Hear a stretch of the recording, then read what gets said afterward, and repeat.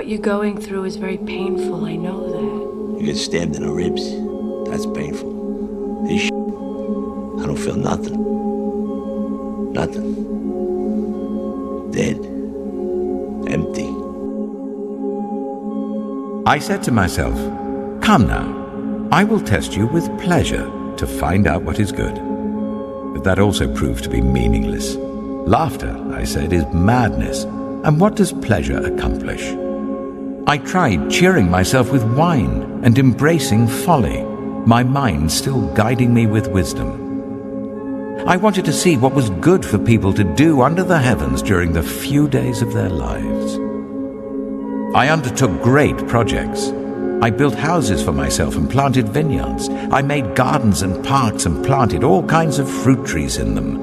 I made reservoirs to water groves of flourishing trees. I bought male and female slaves and had other slaves who were born in my house. I also owned more herds and flocks than anyone in Jerusalem before me. I amassed silver and gold for myself and the treasure of kings and provinces.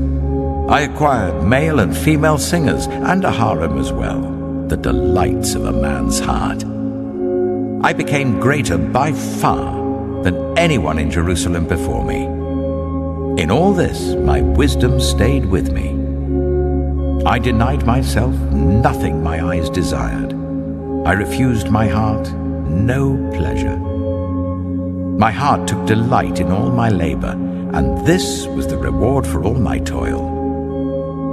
Yet when I surveyed all that my hands had done and what I had toiled to achieve, everything was meaningless, a chasing after the wind. Nothing was gained under the sun.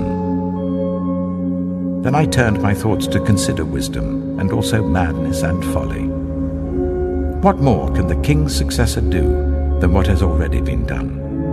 I saw that wisdom is better than folly, just as light is better than darkness. The wise have eyes in their heads, while the fool walks in the darkness. But I came to realize that the same fate overtakes them both. Then I said to myself, the fate of the fool will overtake me also. What then do I gain by being wise?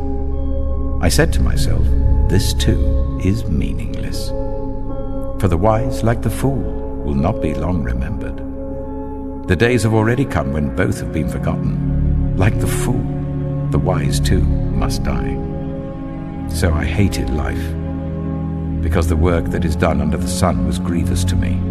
All of it is meaningless, a chasing after the wind. I hated all the things I had toiled for under the sun, because I must leave them to the one who comes after me.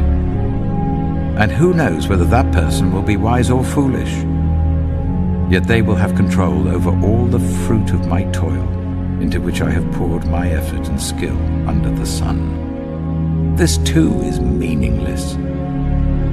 So my heart began to despair over all my toilsome labor under the sun. For a person may labor with wisdom, knowledge, and skill, and then they must leave all they own to another who has not toiled for it. This too is meaningless and a great misfortune.